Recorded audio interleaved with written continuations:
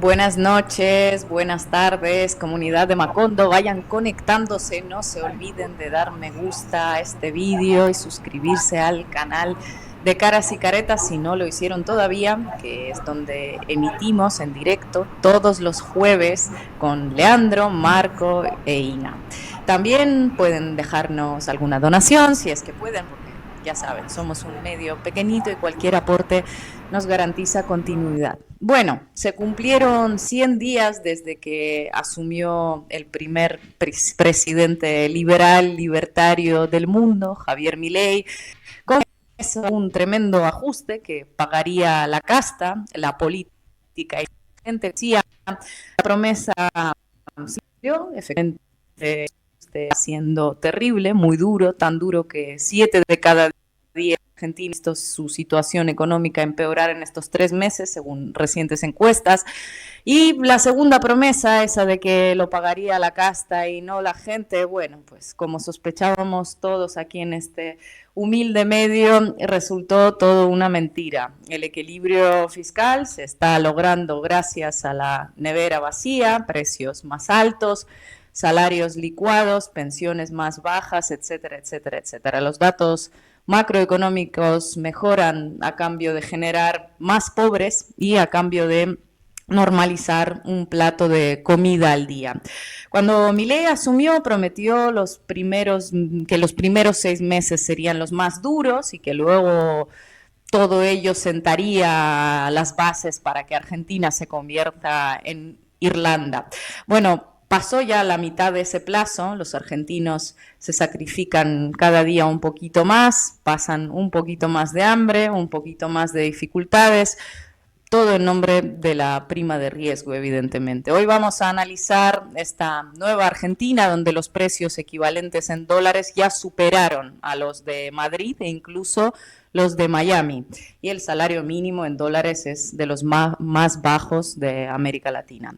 Bienvenidos a Macondo, vamos a arrancar ya mismo. Buenas noches, Ina, buenas noches, Marquito.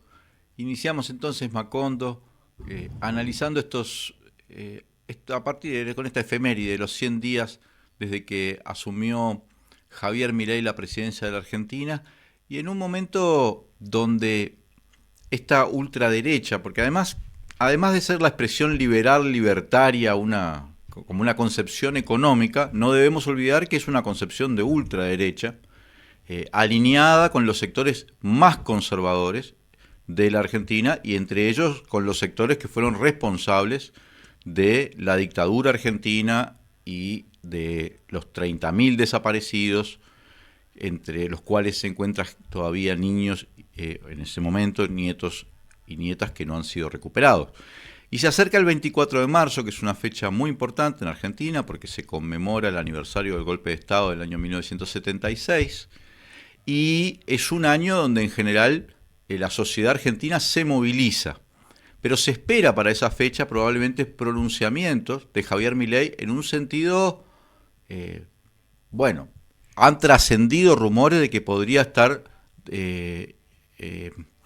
dando una amnistía a presos, a represores que están presos por los juicios de lesa humanidad, lo cual contravendría acuerdos internacionales, pero bueno, han trascendido rumores de ese nivel, de una provocación de ese nivel. Y creo que en el día de hoy sucede un hecho muy grave, que para mí significa un paso hacia otra etapa dentro de lo que está sucediendo en Argentina, que es que una compañera de hijos en la ciudad de Rosario sufre un atentado directo, una agresión violenta, que incluyó violación, una cosa media brutal, de personas que le dejan una inscripción en la pared que dice VLLC, que es el acrónimo de Viva la Libertad Carajo, la frase de Milei, y además le aclaran, no vinimos a robarte, vinimos a matarte. Una cuestión muy política que ha sido denunciado por hijos en el día de la fecha. Me parece como un escenario muy grave, y aprovecho ya además para enviar mi solidaridad a los compañeros y compañeras de hijos y a esta compañera en particular, pero creo que el clima además, o sea, el lugar donde está llevando Milei su proyecto liberal libertario, más allá de los aspectos económicos que vos habías descrito muy bien, Ina, nos acerca a la violencia política, y a la violencia política de la peor, la fascista, la cual Argentina tiene una experiencia indiscutible, ¿no? Marquito.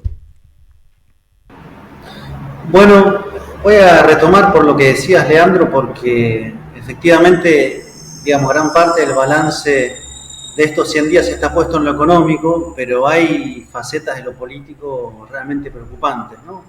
Esto lo habíamos estado charlando, recordemos siempre que la vicepresidenta electa, que es la presidenta del Senado, Victoria Villarruel, es una persona que inició su militancia política alrededor de la defensa de los genocidas, y esa ha sido su bandera históricamente, presentada bajo múltiples formas, ¿no? La forma de memoria completa, la forma de son viejitos que están en la cárcel y tienen que salir, que son los discursos en realidad que ya se habían trabajado en la época de la dictadura. Esta idea, por ejemplo, del exceso es un discurso que elaboró la propia dictadura.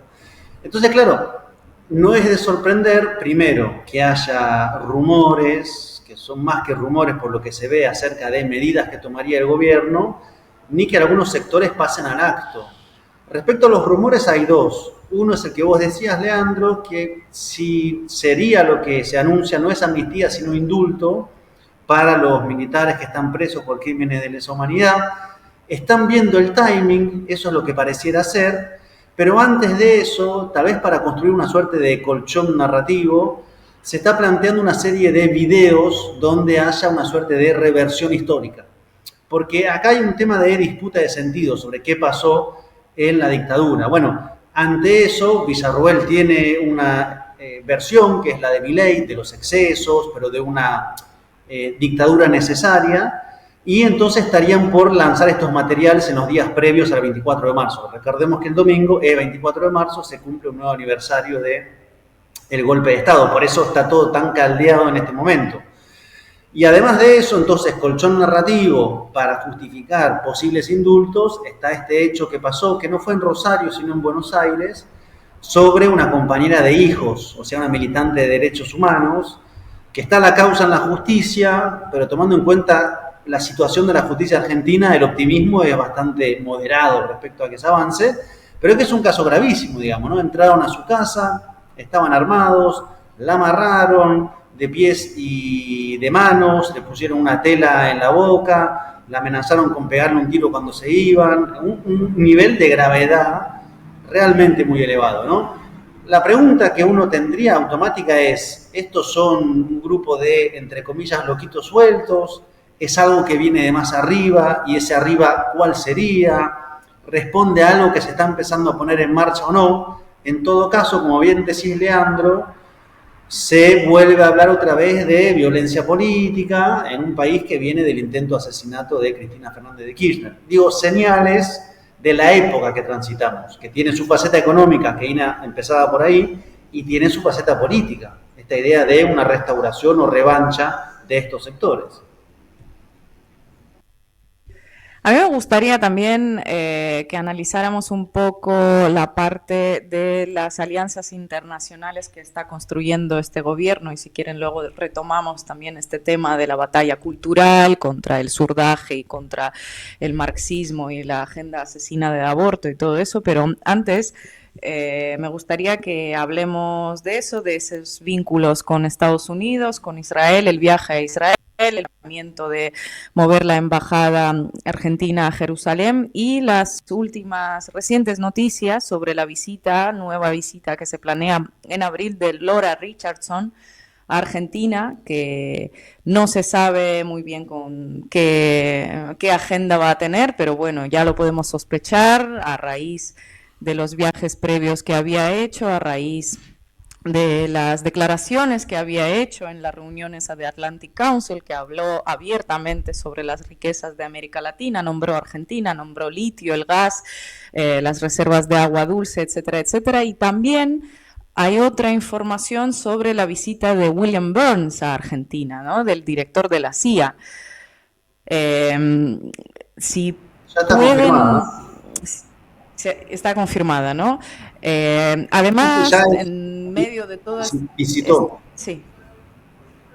No, que visitó, o sea, que En ya de medio de hecho todo esto fue también salió otra información que es un poco rara la forma de comunicar, pero bueno, ya nada nos sorprende, ¿no? En las formas de comunicar de Milei, que retuiteó a un tuitero que informó sobre una supuesta compra de aviones por parte de Argentina al gobierno de Dinamarca. Y según entiendo, es para esa compra de aviones, Estados Unidos va a desembolsar millones de dólares en concepto de deuda, con lo cual podríamos estar hablando que Argentina se está rearmando, no está comprando aviones para sus Fuerzas Armadas, siguiendo un poco toda esta racha belicista tremenda europea, que al fin y al cabo también están bailando al son de Estados Unidos, ¿no? O sea, hay como una serie de cuestiones que nos ubican a Argentina ya entre los países más serviles a la política exterior estadounidense, en tan solo 3 meses. Antes de comentar un poco lo que estás planteando, Ina, pido disculpas porque dije que había sido una militante de Hijos de Rosario y era de Buenos Aires. Me confundí por lo de... Creo que la semana pasada hablamos de Rosario. Disculpen por eso, porque realmente... Perdón. es por el comunicado, porque el comunicado salió por Hijos Rosario, por eso mucha gente pensó que había sido de bueno, Hijos por Rosario. alguna razón me había confundido, pero disculpen por eso. Está claro que Milei apuesta a una política de sumisión con los Estados Unidos, más que una política... Recuerdan que en el gobierno de Menem se hablaba de relaciones carnales, ¿no? Un término, una expresión que fue la que se popularizó en su momento, bueno, se hizo muy famosa. La política de Milei es de sumisión, ¿no? Es de una obsecuencia, vamos a decirlo así. Cuando fue al Congreso conservador y se encontró con Trump, le decía "my president", directamente. Algo que uno lo mira en un presidente de un país, que le hable así a otro, a ese nivel de... Y es sorprendente, es violento incluso para toda la parte de la población argentina que siente cariño por su patria, que no es apatria. Argentina es un país donde la sociedad tiene mucho arraigo, es un país donde existe una identidad nacional muy fuerte.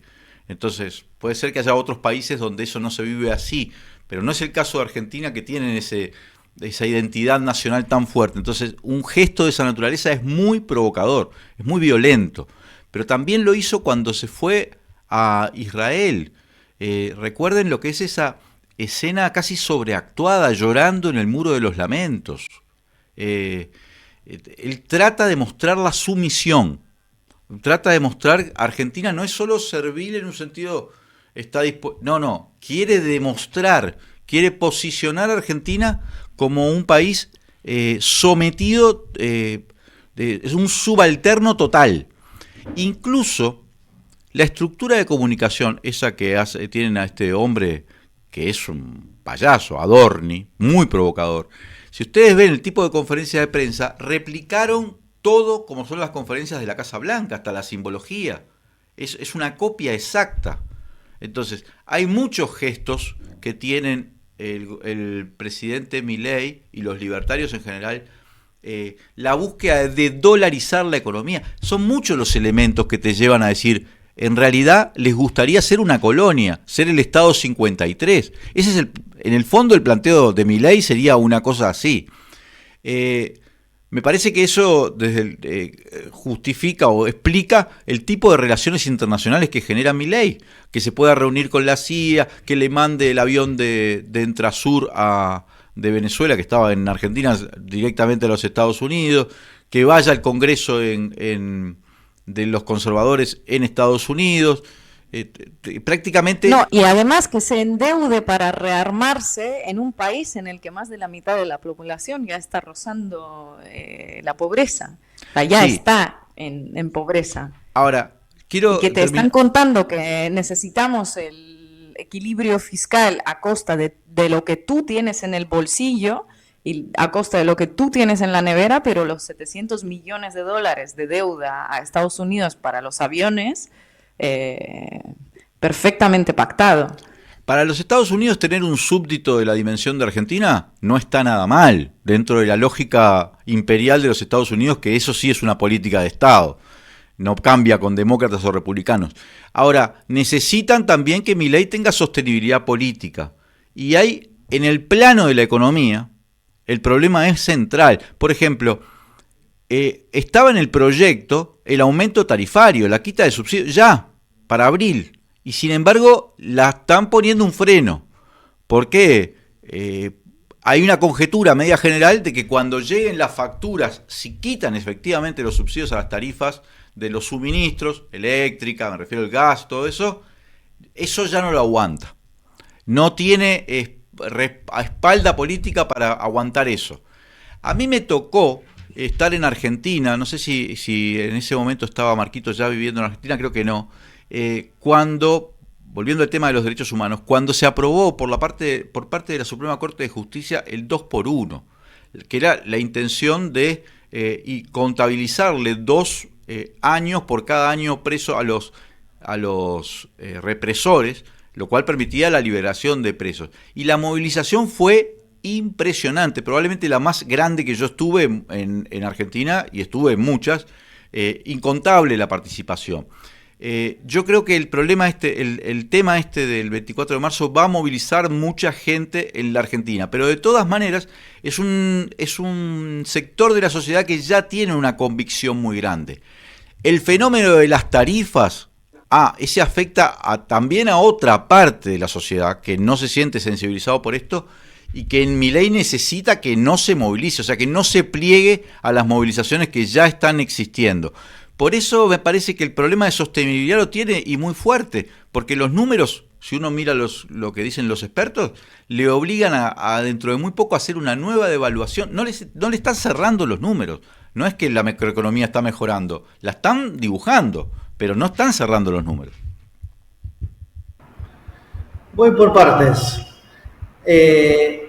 Para defensa de Argentina, Milei sigue una tradición de presidentes que, como decía en la película de Pino Solanas, hacen la cumbre de los países arrodillados.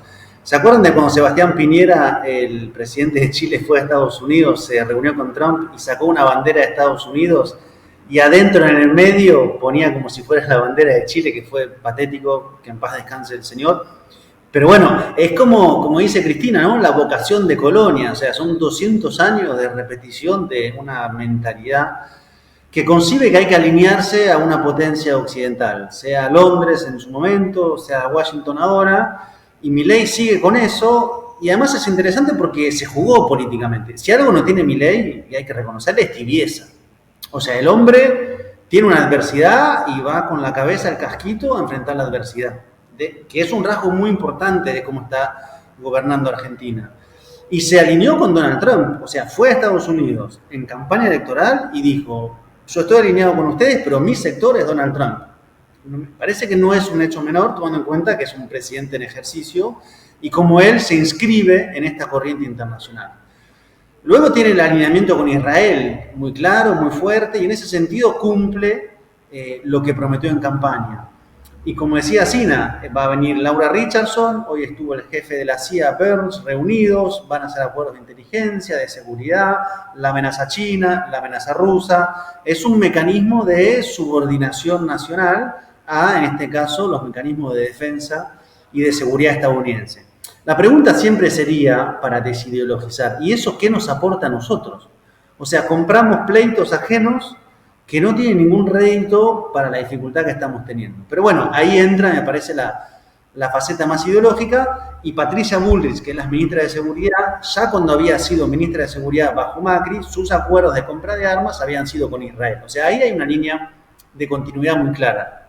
Ahora, a mí me parece que es una política trasnochada. Eso en los 90 estaba, entre comillas, bien. Consenso de Washington, proceso de privatizaciones, que de hecho las privatizaciones argentinas fueron con empresas europeas más que estadounidenses, pero había una suerte de situación mundial de caída del muro, unipolaridad, todos con Estados Unidos. Ahora no es eso. O sea, una política de alineamiento con Estados Unidos es realmente, digamos, tener una perspectiva muy enana de la geopolítica o efectivamente muy subordinada.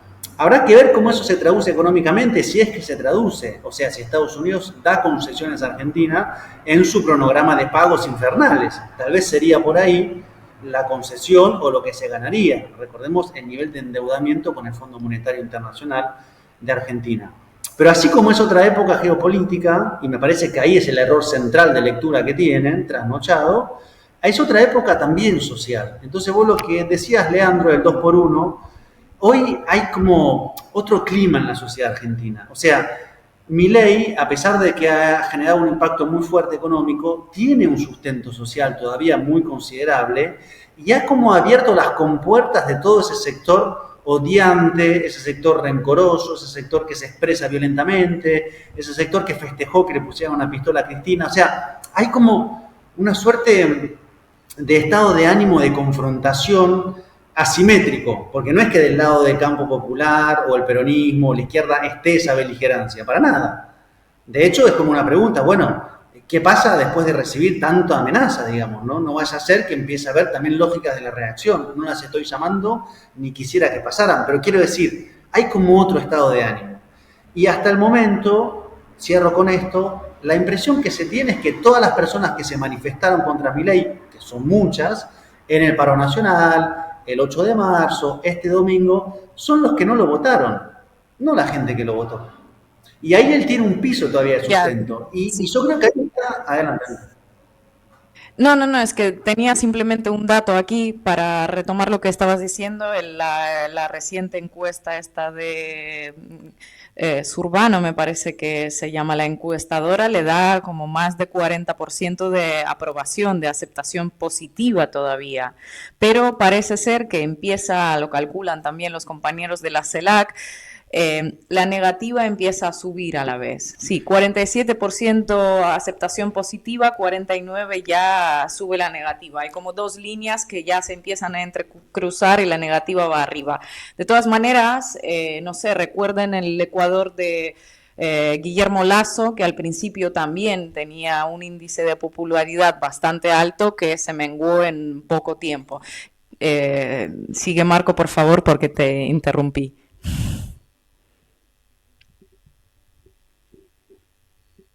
Ahí está. Cierro solo con esto. Y me parece que ese sustento que él tiene, hay como dos elementos para leerlo. Uno, lo que fue la derrota política de la fuerza saliente, o sea, no perdió solo en las urnas, perdió políticamente. Y dos, que este estilo que él ha construido de la confrontación, de la autenticidad, en cuanto a que se parece al hombre que era en campaña, no es que se puso el traje y ahora es una suerte de político profesional, creo que eso le sigue dando un crédito social. Ahora, ¿hasta cuándo? Es la pregunta del millón. ¿Hasta cuándo? Políticamente y materialmente. Y estamos en eso. Por eso lo que vos decías, Leandro, es también la medición de ellos. ¿Hasta dónde apretamos para que tampoco vuele todo por los aires?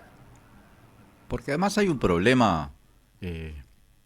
Esos mismos datos de aprobación que estaba señalando Ina, en términos relativos son una aprobación muy baja para el inicio de un mandato. Probablemente la más baja del inicio de un mandato en Argentina en los últimos años. A esta altura del gobierno, 100 días, en general los presidentes tienen 70% de aprobación en Argentina, no 47%, que es un número incluso inferior al que lo votó en la segunda vuelta. En realidad, el deterioro... Claro, ¿qué pasa? Esto es un problema también de teoría política, ¿no? ¿Cómo se gobierna? Y hay una lógica que dice, yo los primeros 180 días, o sea, los primeros 6 meses, y bueno, tengo una suerte de luna de miel o una suerte de legitimidad de origen tal que puedo aplicar el masazo del proyecto. Bien, es verdad, después dedicarse a sostenerlo, empezar a digamos, la parte más de largar algunas cosas, flexibilizar, pero esos primeros 180 días te meto un paquetazo, duro, el ajuste, lo que sea. Bueno, Milei está intentando eso, diría que todos los gobiernos intentan un paquete de medidas importantes en esos primeros, durante esa luna de miel, está sacrificando su luna de miel, no está teniendo, de hecho tiene un 47% de aprobación, que es básicamente la base que lo votó en el balotaje, o menos, menos incluso. Y además, por más que se quiera presentar como una suerte de victorioso, sus proyectos han fracasado en el Congreso. Fracasó la ley Ómnibus, cayó el DNU, el decreto de necesidad de urgencia en el Senado, y en realidad está viendo cómo hace para evitar que eso se traslade a diputados, donde también podría caer. Pretende nombrar jueces para la Corte Suprema, jueces que son impresentables, pero necesita votos, 48 votos, que no va a conseguir en el Senado porque necesitaría por lo menos 10 votos, o entre 8 y 10 votos del peronismo, no del negociador, sino ¿cómo es? De los 33 que se mantienen firmes dentro del peronismo y que no le han votado nada y que no le van a votar nada, y mucho menos cuando con eso lo paran. Entonces, tenés un problema de gobernabilidad en el Congreso aunque lo quieras negar. No tenés votos en el Congreso para llevar adelante tus proyectos, ¿sí? Tenés una aprobación que es menor en relación con el resto de los mandatos, ¿sí? Tenés digamos, una base firme, indudablemente, pero muy golpeada económicamente. Incluso la base firme, me refiero no a los ultra ricos, sino a la gente de clase media que lo ha votado, ¿sí? Y van 100 días. Y la épica se come algunos días, pero después la gente necesita comer de verdad.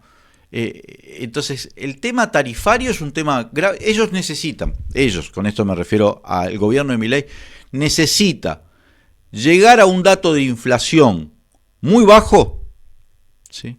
Que obviamente es un dato de inflación hecho sobre la base de un cementerio, ¿no? Pero antes de que ese cementerio sea tal que ya a la gente no le importe ni siquiera el dato de inflación. O sea, necesita llegar a ese número que es como un fetiche, pero en un momento donde todavía eso importe. Porque mirá que esos datos no importan cuando el hambre pica de verdad.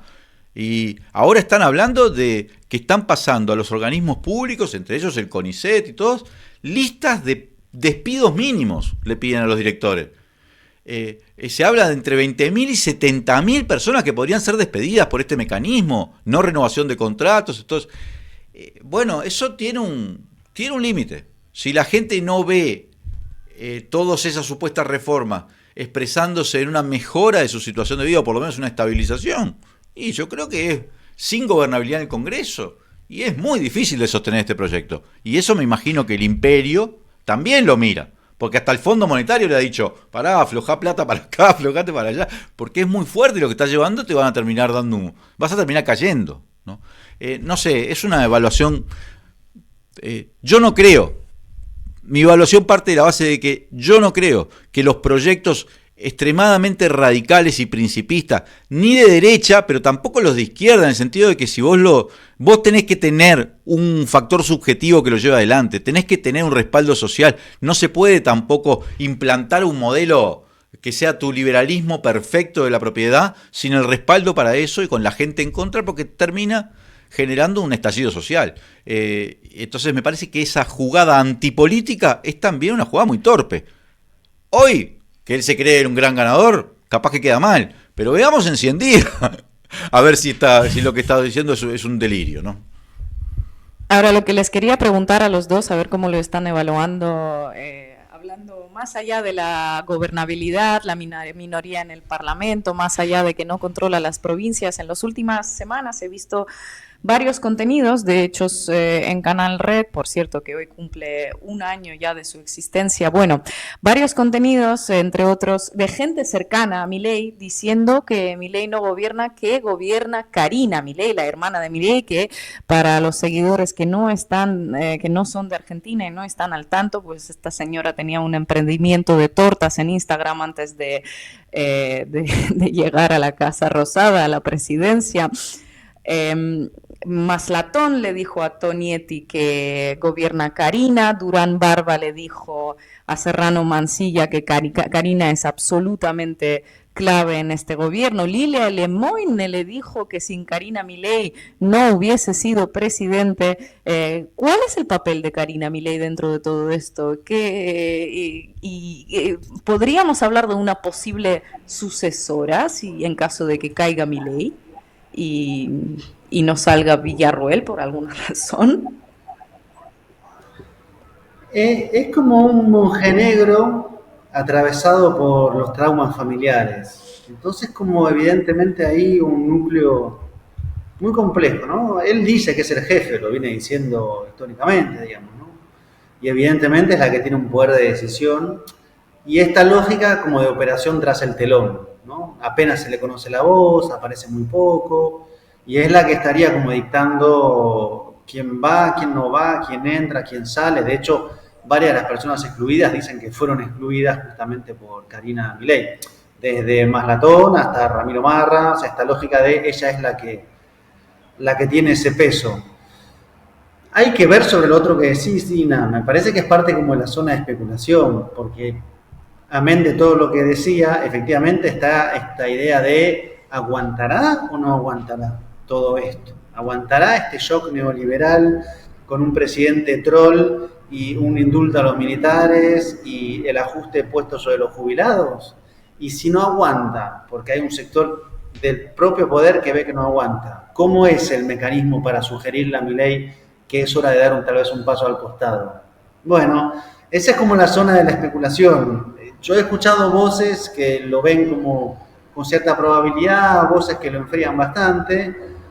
A mí lo que me da la impresión, y es un poco lo que decía antes, que, y él lo dijo, o sea, esto si explota, explota con él adentro, digamos. O sea, me parece que no parece un jugador como dispuesto a sacrificar lo que considera que tiene que hacer, que es el déficit cero a toda costa, aún con la economía en recesión y ajustando cada vez más, salvo que efectivamente logren como educarlo, ¿no? Presidencialmente, o sea, llevarlo donde se necesita que lleguen, ¿no? Hay un libro de un periodista argentino que se llama Horacio Berbisky, que se llama La educación presidencial, que es justamente cómo los poderes van educando al soberano, digamos, ¿no? Bueno, hay algunos que plantean que Milei es ineducable en ese sentido, hay otros que plantean que sí. Estamos en ese debate y además hay internas en el PRO, entre Macri, Bullrich, o sea, hay mucha agua revuelta.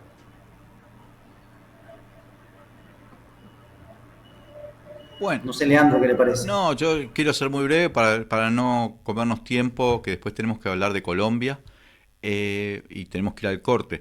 Con respecto a lo que está diciendo, lo que estaba preguntando Ina, desde el punto de vista del diseño institucional argentino, no.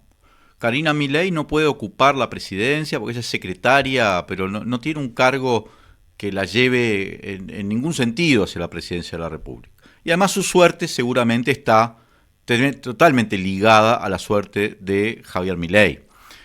Yo tengo dudas sobre esa lógica de Rasputín de Karina, porque siempre es muy típico de construir gurúes, monjes negros, grises, que están detrás y tienen un poder, pero que en este caso no tienen el poder de la oratoria, pero si no tienen el poder de la oratoria, no tienen el poder de la seducción, de la convicción, Y bueno, tan brillante no será, porque la política un poco es eso. Ahora, lo que sí tiene es una lapicera, y la usa, y te designa, te saca, y puede ser por cualquier cosa, porque ella es media tarotista y cosas así, o sea, hay una cosa media mística, así que no sé. De todos modos, si es la que está gobernando mal, insisto, está en una lógica del 2025, cuando haya renovación del Congreso, obtener los legisladores necesarios para aprobar su proyecto. Y mientras tanto, la tapa de perfil del otro día era Pichetto presidente. Que es básicamente decir, tengo a Pichetto en el Senado, que cualquiera se da cuenta que en el diagrama de Venn de la política argentina es la intersección entre el peronismo y el Macri, ¿no? El tipo es el corcho perfecto. Sí, pero explica Pichetto. por qué Pichetto presidente, porque se opuso a las iniciativas, ¿no? Fue, al menos al principio, de los más... de repente Pichetto se erige como un opositor oponiéndose a la ley ómnibus. Porque Pichetto, en el caso de que se cayera el modelo Milei y tuvieses que dar gobernabilidad y tuvieses que buscar una intersección de todos los sectores, dirías Pichetto. Pichetto, que es el corcho perfecto, es el tipo que es como que nació para ser... Pichetto es una columna institucional, se mimetiza con las paredes del Congreso, es prácticamente eso, no es que tenga votos, pero indudablemente el tipo sabe quién compra el papel higiénico en el Congreso, maneja todos los resortes del poder y además cultiva relaciones en todos lados. Un peronista de Macri, además. Fue vicepresidente de Macri y fue el jefe de bancada del peronismo. O sea, pero quiero decir, esas cosas están sucediendo en Argentina. Simultáneamente a que se hable de si Karina Milei es Rasputín. En fin, no quiero seguir insistiendo con esto, pero esto va a dar que hablar y a mí me parece que va por un camino, por un derrotero que es, pero que no tengo duda de que va a darse contra la pared. Bueno, que va a fracasar. Ahora una última pregunta a los dos antes de ir al corte. ¿Qué va a pasar con el decreto de necesidad y urgencia ahora en el Congreso? Están en pleno poroteo, como se dice, ¿no? Contando qué votos pueden alcanzar. Si llegara a ser rechazado, sería un acontecimiento, sería un DNU que logra el rechazo en ambas cámaras y no cualquier DNU. Un DNU que modifica más de 300 leyes, lo cual significa que el pilar 1, que es la ley ómnibus, que cambiaba 600 leyes, y el pilar 2, que es el DNU, habrán sido rechazados por el Congreso. No quiere decir que después no pueda avanzar, particularmente por leyes, por empresas a privatizar, etcétera, pero yo creo que lo más importante hoy es detener esta refundación neoliberal a ultranza que quiere hacer Milei. Que vamos a estar más pobres, eso no hay duda. Que vamos a estar peores, no hay duda. Ahora, que el saldo al final no haya sido que rifaron lo que quedaba de Argentina. Porque una vez que se rifa el patrimonio nacional, recuperarlo demanda un nivel de volumen político y de hegemonía que muy raras veces se alcanza. Entonces, ojalá sea rechazado y sus grandes pilares de reformas profundas, por lo menos, tengan un freno muy importante por parte del legislativo.